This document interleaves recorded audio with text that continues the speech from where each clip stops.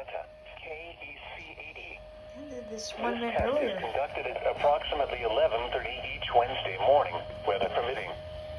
If this had been an actual emergency weather situation, the warning alarm would have been followed by an actual watch or warning. Reception of this broadcast and the warning alarm will vary at any given location. This variability, normally more noticeable at greater distances from the transmitter, will occur even if you are using a quality receiver in perfect working order.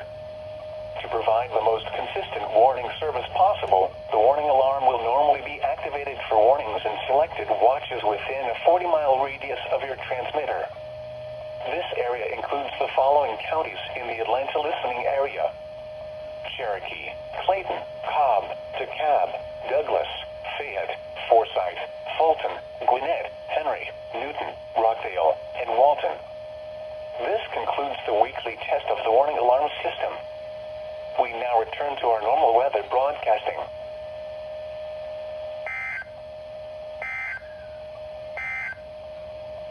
The following reports of weather